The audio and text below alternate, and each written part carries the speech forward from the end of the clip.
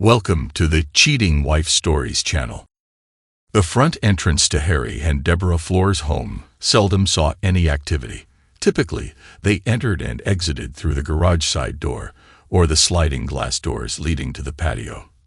Adjacent to the entrance on the right stood the formal living room, meticulously maintained yet rarely utilized. On the left, a hallway branched off, leading to 3 bedrooms, including the spacious master suite and a guest bathroom.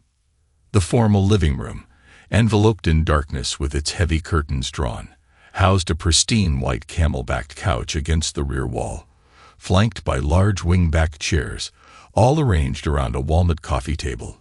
However, none of these details held any significance until that particular day. Late in the morning, Harry found himself seated in one of the wing-back chairs, his back turned to the archway connecting the entryway to the living room. This spot had become his refuge during his wife's absences, a place for introspection and contemplation about his life's complexities. He often found himself calculating the potential losses should he muster the courage to end his failing marriage. Their mutual friends would inevitably choose sides, the house would be lost, alimony payments would burden him for years, and his assets would diminish amidst legal battles. Yet the thought of dealing with Deborah's vindictiveness loomed large. Lost in these ruminations, Harry was abruptly jolted by the sound of the side door opening, signaling Deborah's return from grocery shopping. He realized he should have moved, feigning activity in their bedroom to avoid another confrontation if caught in the living room.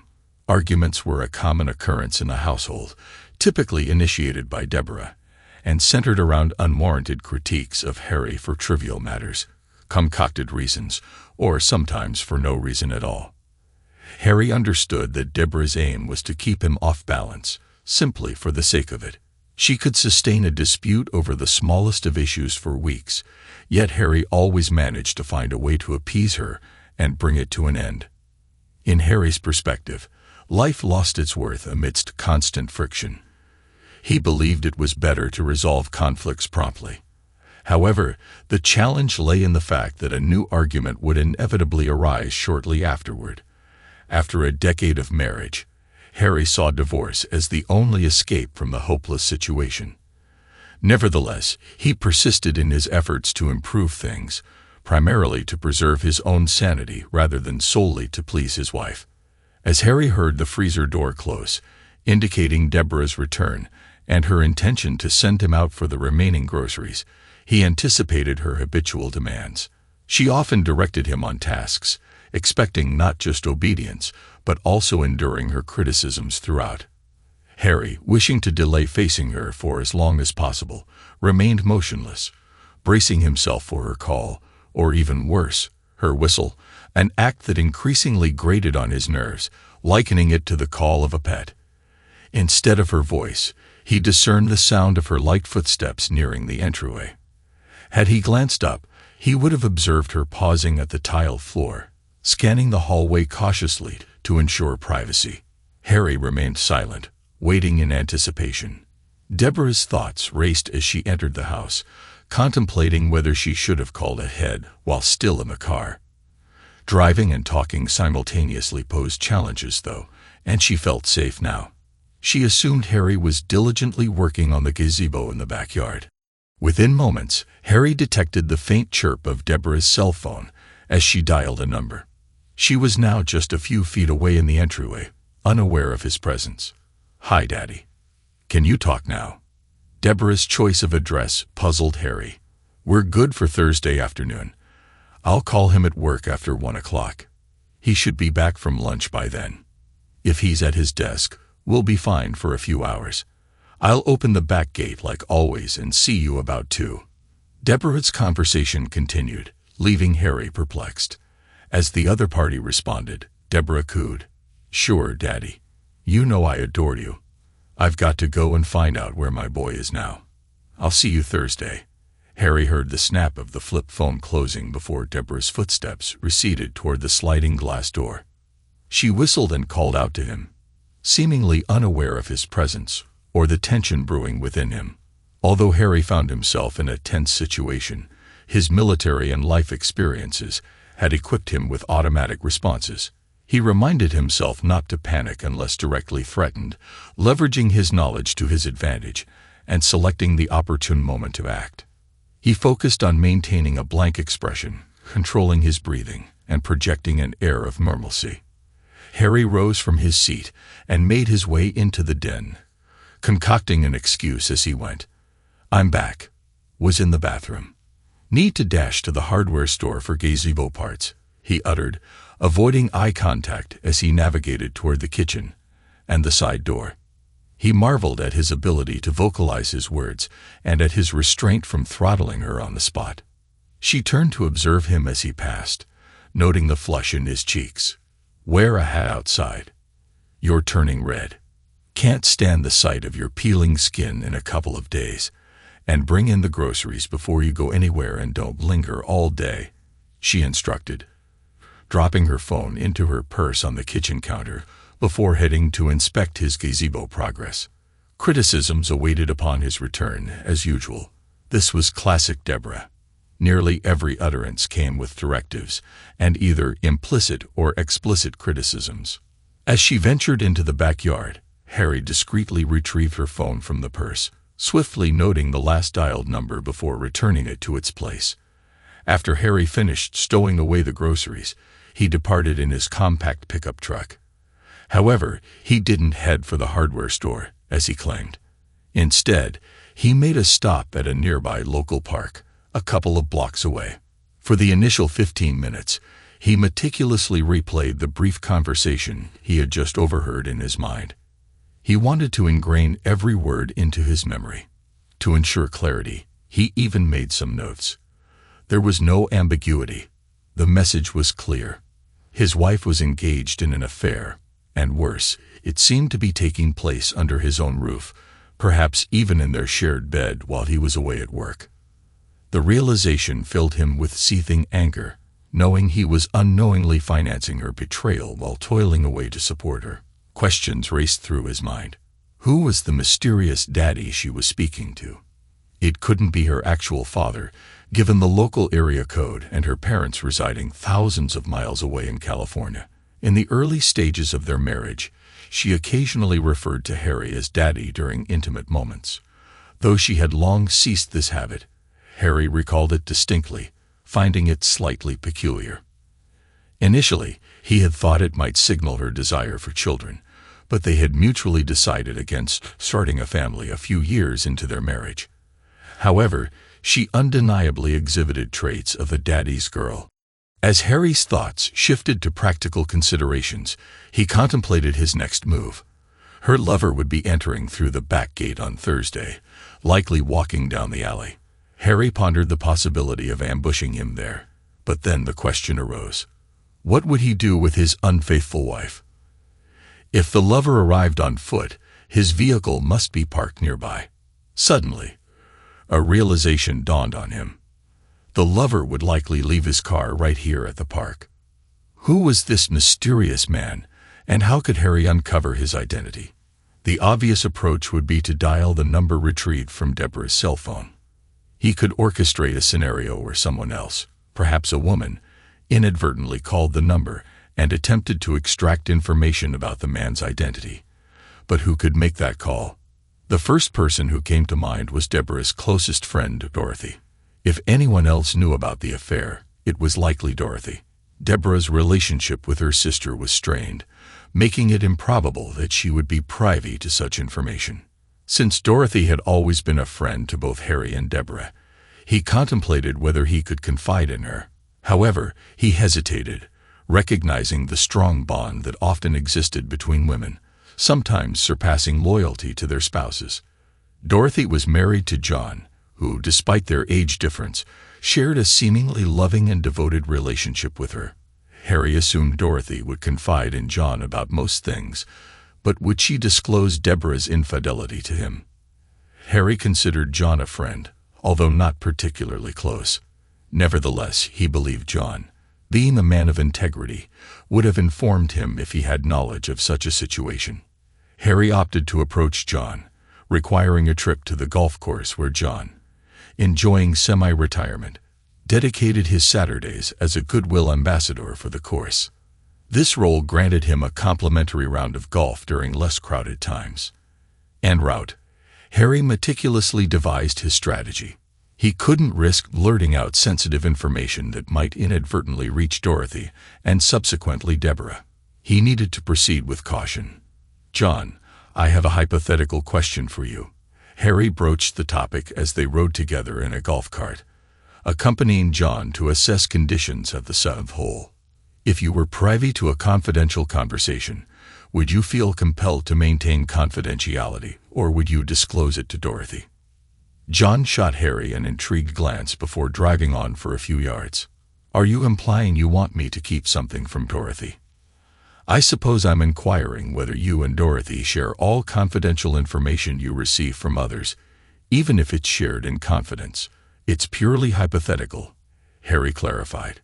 John halted the cart, steering onto the grass, and turned to face Harry directly, a sense of expectancy in his gaze. "Do you have a specific question in mind? If so, feel free to ask," he replied, his expression remaining intense. "In the event I do pose a question, can I trust you to maintain the confidentiality of this conversation?" Harry inquired cautiously. "I can assure you of this. I won't divulge it unless Dorothy specifically asks, but if she does, I won't deceive her. That's my principle, Harry. I'll respect confidentiality, but I won't lie to my wife or a friend," John asserted firmly. Sensing that John was aware of something, Harry gathered his composure and posed the question directly. "John, are you aware of any extramarital affair my wife may be involved in?" "Technically, no," John responded before unleashing a torrent of information as if a floodgate had been opened.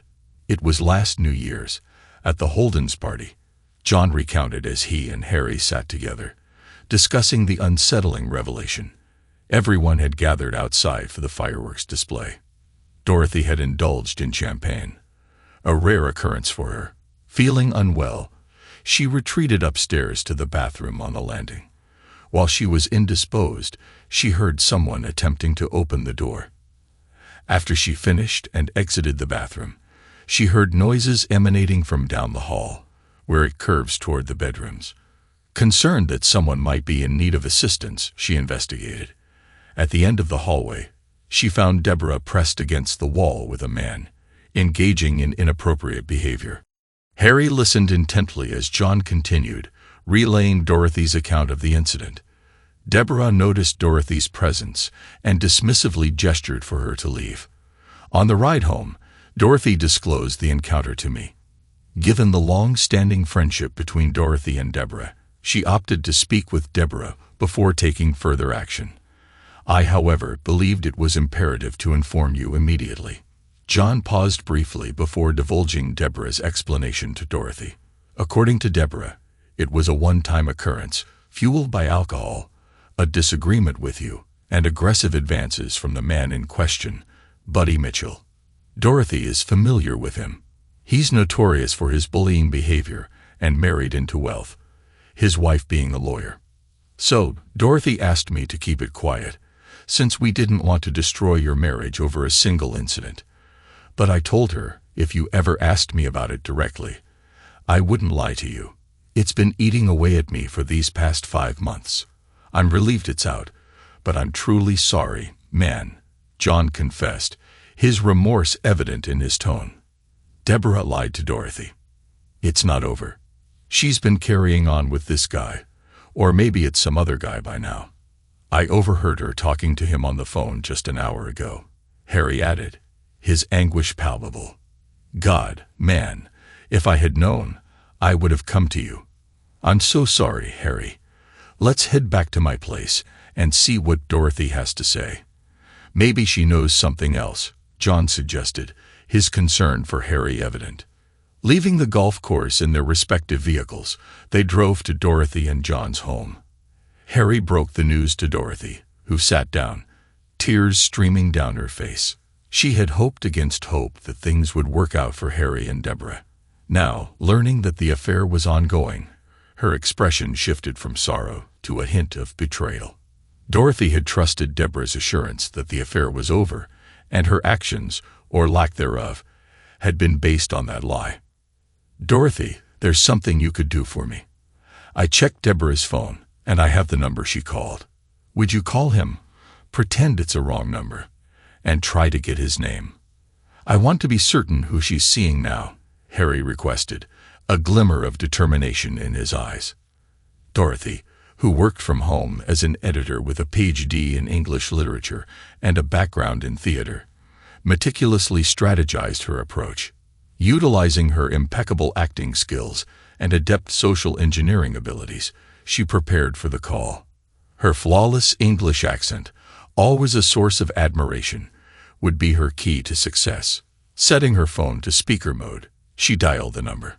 "Hi, this is Buddy Mitchell," came the response. Dorothy blinked in surprise. "Sorry, wrong number," she quickly replied, her carefully crafted scenario crumbling before her eyes. Despite the disappointment, the message was clear. Deborah had not terminated her affair with Mitchell, confirming another crucial piece of information.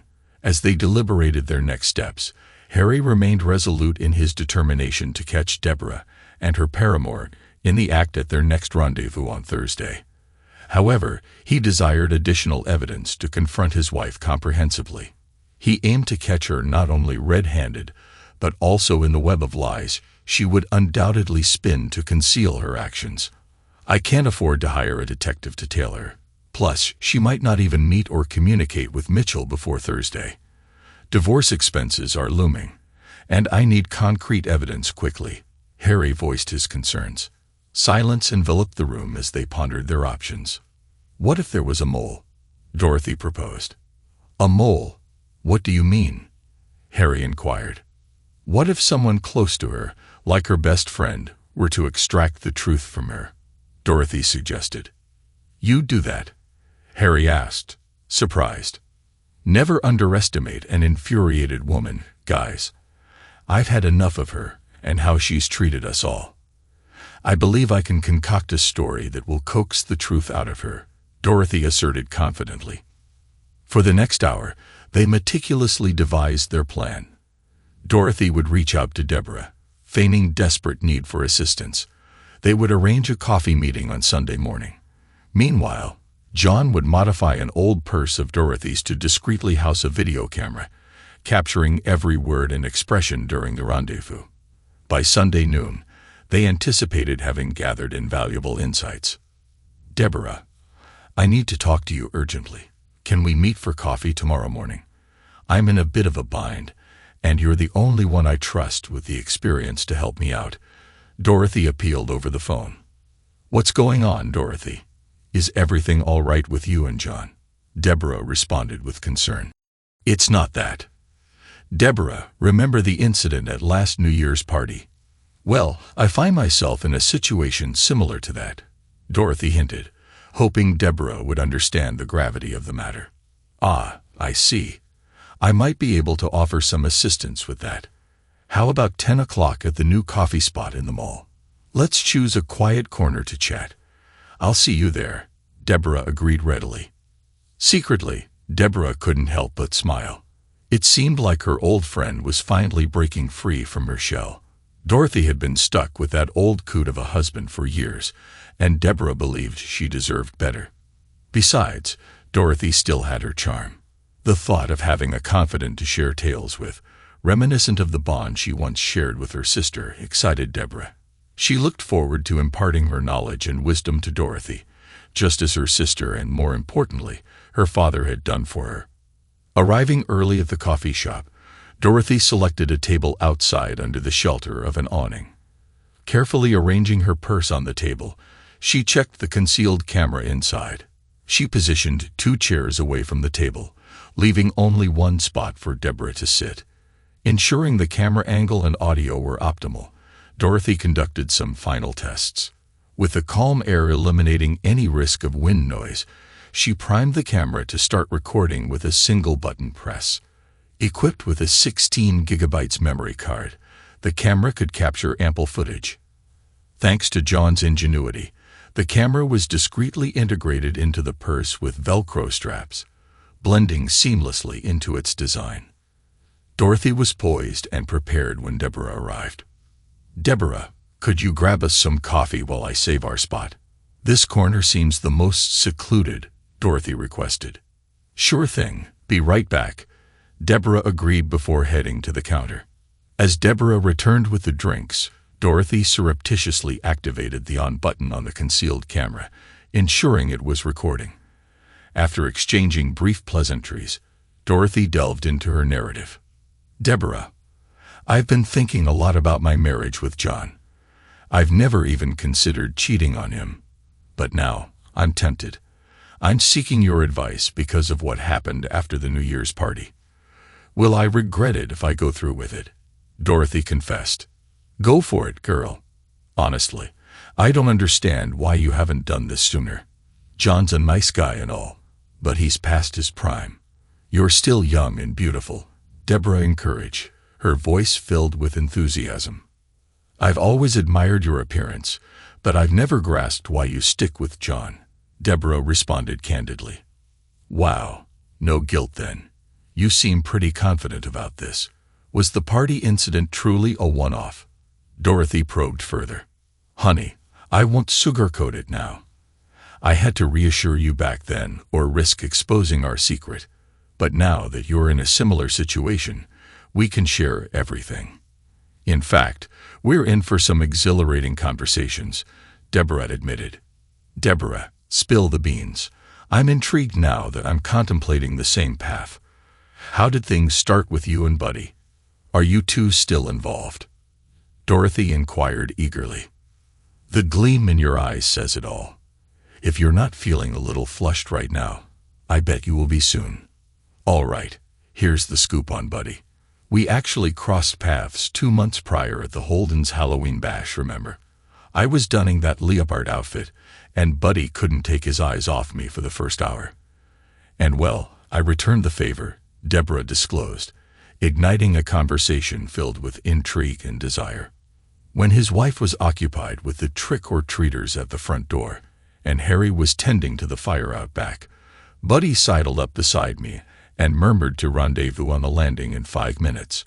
I simply nodded in agreement. You know how bustling and sprawling that party was, with the vastness of the house making it effortless to slip away unnoticed.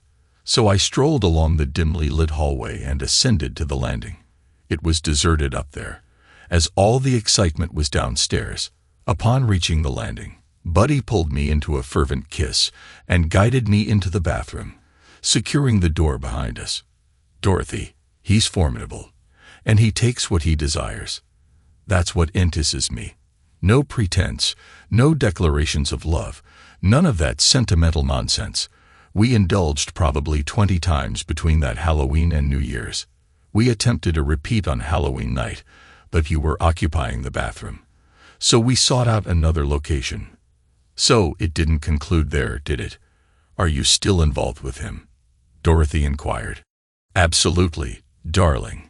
He's exhilarating. Furthermore, we have plans to convene next week, in the comfort of my own bed, Deborah divulged. Goodness, that's quite bold. But what about Harry? Do you not feel any twinge of guilt towards him? Dorothy pressed further. Dorothy, Harry is a husband. You don't treat a husband in the same manner as a lover. They serve entirely distinct purposes. Harry is there to fulfill my desires. Buddy, on the other hand, brings me joy, Deborah asserted confidently. Dorothy, let me give you my take on Harry. He was a practical choice for a husband because I knew he'd always be a reliable provider. It's a relief he didn't push for kids. He's obedient, easily influenced. I've got him under my thumb, like a TV remote. A little display of jealousy or a sporadic argument throws him off, keeps him in check. Sometimes I'll even sniff him when he gets home, pretending to check for perfume, just to throw him off the scent of my infidelity. And when we watch movies about cheating husbands, I make a big show of condemning it, assuring him I'd never tolerate such behavior. Having Harry around is like having a loyal pet. He's so passive. I can treat him however I please, and he keeps coming back for more. I throw him scraps of attention now and then, and in return, I have all the freedom I desire. I can come and go as I please, while he has to clear every move with me first. I always know where he is, so I never have to worry about him catching me with another man." "So, you've had other lovers?" Dorothy inquired. "Oh, Dorothy, I'd lost count. The first one was that first year we were married. He was barely legal, just some guy picked up in the supermarket. He never even knew my real name. We flitted around hotel rooms for about 6 months until he got too clingy. You've got to be cautious with the young ones," Deborah recounted casually. "After that, I had a string of brief encounters. There was this vendor friend once, but it was convenient because he only visited town a few times a year. However, Buddy stuck around longer than any of them. By the way, he's married to a woman who clearly turns a blind eye. She works while he indulges. He can come to me almost any time, and I'm the one pulling the strings. So, spill the beans on your new conquest. Where did you meet him?" Dorothy eagerly inquired, launching into her fabricated tale about her supposed lover Bill. The specifics were irrelevant, but Dorothy's performance was flawless, convincing Deborah with every word, and even prompting her to encourage Dorothy to seize the moment. "Deborah, I can't help but admire how you're always in control. I'm not sure if I could manage John the way you handle Harry," Dorothy confessed. "Honey, in the animal kingdom, you have your dominant figures, and then there's the rest of the pack, obedient and serving. The drones are there to cater to the queen bee. I'm the alpha with Harry, and I wouldn't have it any other way. The alpha chooses her mates, and so I exercise that privilege because it's mine. Harry could have claimed that position if he had it in him, but he didn't. He may put up a struggle at times, but he could never outlast me. He detests confrontation, but I thrive in it. I've got more endurance, and I ensure I always come out on top. I'm the alpha. You could easily do the same. I don't see any reason why you couldn't take the reins. John couldn't replace you at his age. All you need to do is step into that role, and freedom will be yours. Start dating Bill and relish every moment. John will still be there, and the more you mistreat him, the more he'll slip into his innate submissive role. You could openly date Bill in front of John, and he'd simply accept it. That's just how things operate in the real world. You've always been in control. You just haven't fully exploited it yet," Deborah advised sagely. Their conversation had stretched on for quite some time, and Dorothy was eager to retrieve the recording and share it with John and Harry. With profuse thanks, she bid Deborah farewell and headed home. As they watched the footage, Dorothy and John were taken aback by the stark transformation in Deborah's demeanor. Her usual demeanor around others didn't hint at such callousness towards Harry. Harry himself was stunned, although he had learned that Deborah was capable of surprising behavior. "Another angle we haven't considered is Kelly Mitchell," Harry pointed out. "Do you have any insights into her, Dorothy? She must be aware of her husband's infidelity.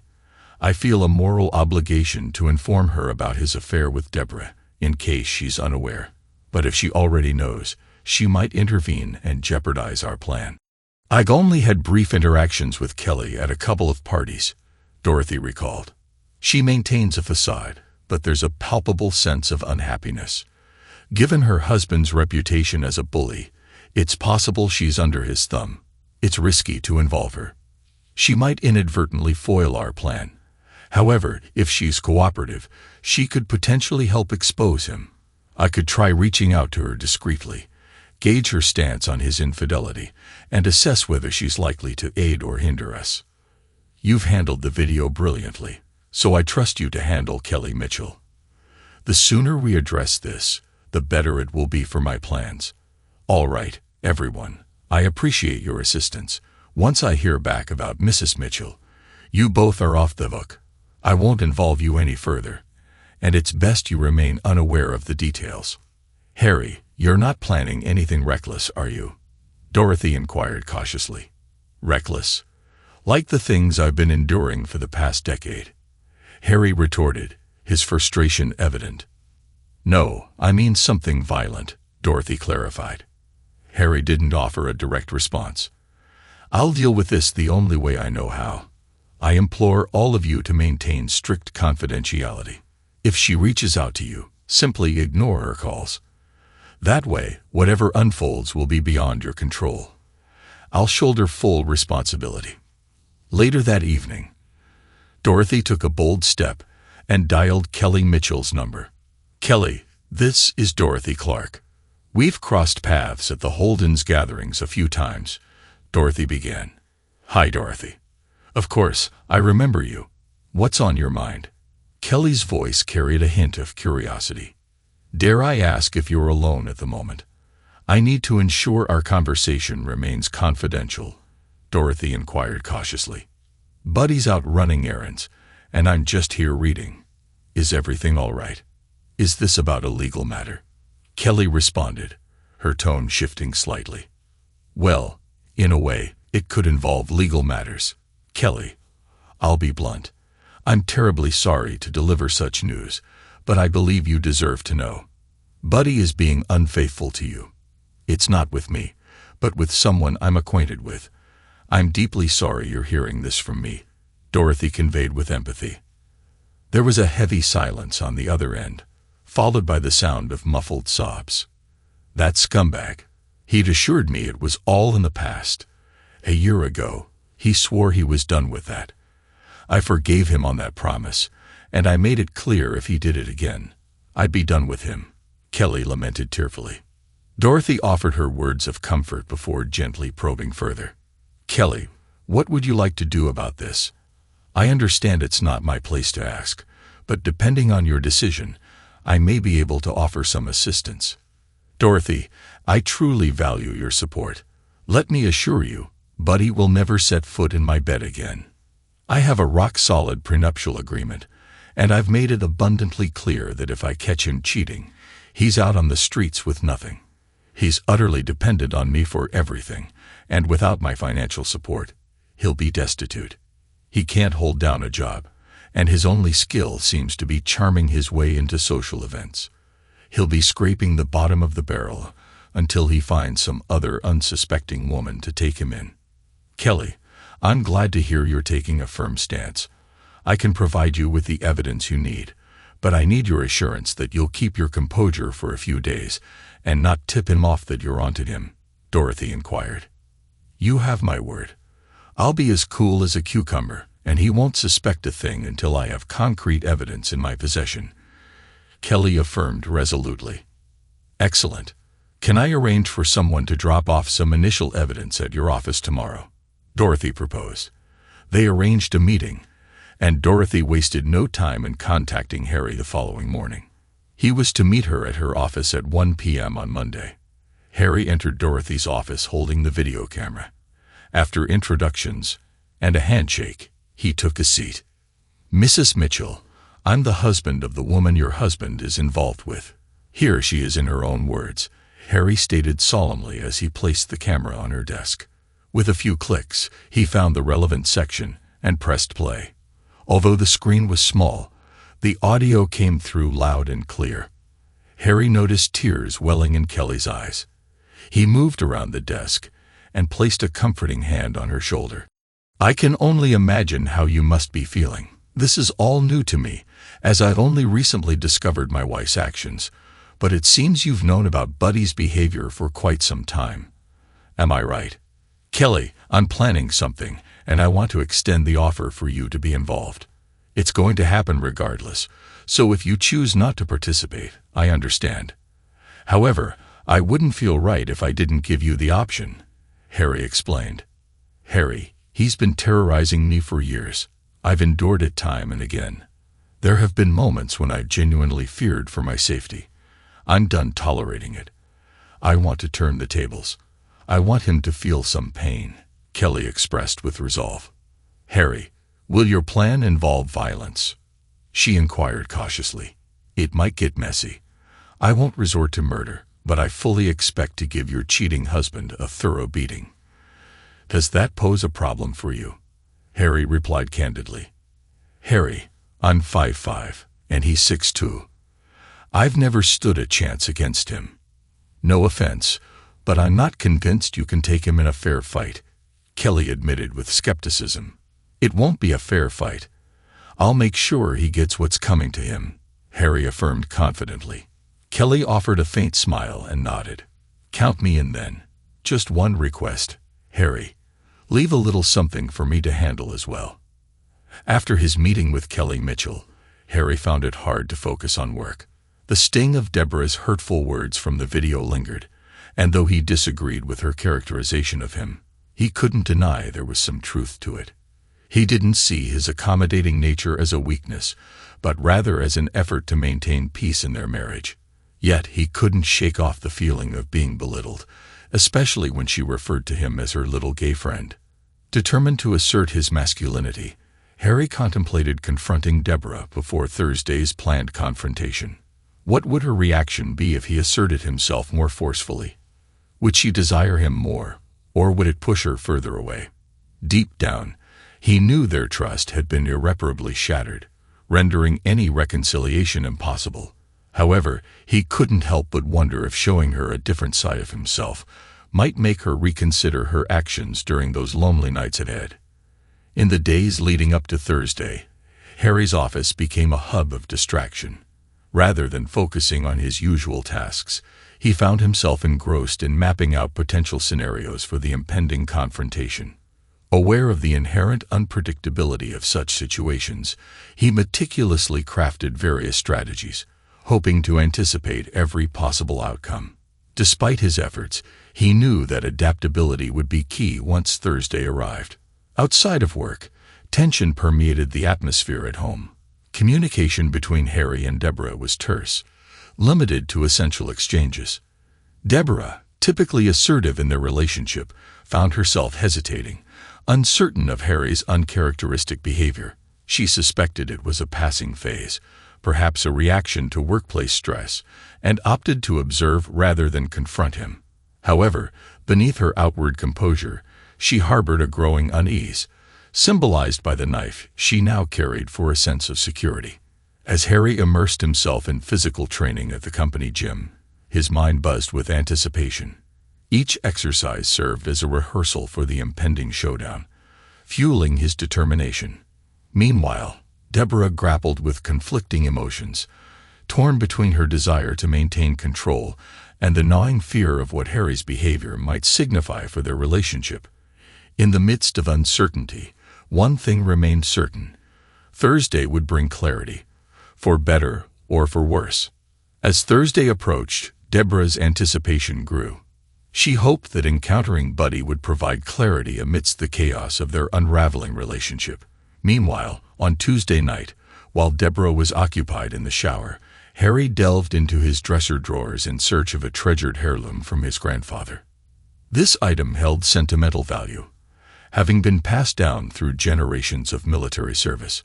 Harry's father and grandfather, both veterans, had imparted stories of wartime experiences, including the acquisition of a set of brass knuckles from a fallen German soldier after the Normandy campaign. Harry inspected the formidable steel weapon, recognizing its potential significance in the looming conflict with Deborah and her illicit lover. In Harry's eyes, this situation mirrored warfare. Deborah's betrayal and her affair with Buddy represented a breach of trust, akin to an enemy's underhanded tactics. As he held the steel knuckles in his hand, he understood that drastic measures were necessary. Just as his ancestors had confronted adversaries with resolve, Harry prepared to face this challenge head-on, determined to reclaim control of his life. Harry forced down a hearty breakfast at work on Thursday morning, knowing he wouldn't eat lunch. He hoped his rival would, which might slow him down. Mostly he paced his office floor, meticulously going over details. He had strategically placed a few items in the guest bedroom, hoping to utilize them. Whether Deborah waited for her lover in the backyard, or simply opened the gate and returned inside, he was prepared to adapt. His fingers traced the steel knuckles sitting on his desk as he paced, stoking his controlled anger. By 1 o'clock, he had changed into jeans, a t-shirt, and sturdy running shoes. He double-checked his pockets. Cell phone, keys, knuckles, billfold. Before leaving, he dialed Deborah from his desk phone, ensuring she would see his work number on the caller ID and know he was genuinely at the office. This preemptive call aimed to thwart any attempt from Deborah to reach him. He maintained a calm demeanor on the call, informing her of afternoon meetings and his unavailability. Deborah interpreted his call as a return to his usual docility, easing her concerns. As she prepared to meet her lover, she relaxed with this knowledge. It took 20 minutes for Harry and Kelly to drive to the park. Loverboy's car hadn't arrived yet. Kelly dropped Harry off, and he jogged down the street to his house, slipping into the backyard through the side gate far from the garage. Concealed behind a photinia bush, he anxiously checked the time on his muted phone. At 1:45, Deborah emerged into the backyard clad in a string bikini, making her way toward the back gate, which served as Harry's cue. He had strategically left the side gate slightly ajar, slipping through it and maneuvering around to the front entrance. With his key, he unlocked the front door and traversed the very spot where his wife's betrayal had been uncovered days earlier. Moving swiftly, Harry retrieved a cordless drill and some hardware from the spare bedroom before advancing to the master bedroom. In a matter of moments, he affixed a hasp to the inside of the door, leaving a lock dangling from it. To prevent any accidental closure, he wedged a small piece of wood between the door and the jamb. Heart racing, he armed himself with brass knuckles, grabbed the video camera from the guest bedroom, and poised himself for what lay ahead. Despite the myriad possibilities for things to go awry, Harry remained composed, focusing on executing his plan flawlessly. As he stood in the guest bedroom, brass knuckles donned and camera in hand, he listened intently to the approaching sounds. The sliding glass door shifted, accompanied by laughter and murmurs. Deborah's giggles mingled with a deep masculine growl, evoking a mental image of her companion.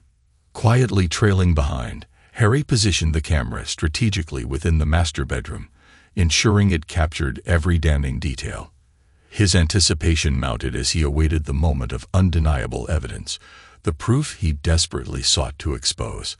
With bated breath, Harry steeled himself outside the door, bracing for what lay ahead. Minutes stretched into an eternity as the couple indulged in unhurried passion, their intimate exchanges confirming Harry's worst suspicions. The familiarity of Deborah's words only fueled his resentment, solidifying his belief in her unresolved issues. For Harry, the wait was agonizing, each passing moment amplifying his seething rage. Yet he remained steadfast in his resolve, determined to confront the betrayal head-on. With a deep breath, Harry pushed open the door. The sight before him confirmed everything. Deborah and Buddy entangled, utterly oblivious to his presence. His voice cut through the silence like a blade.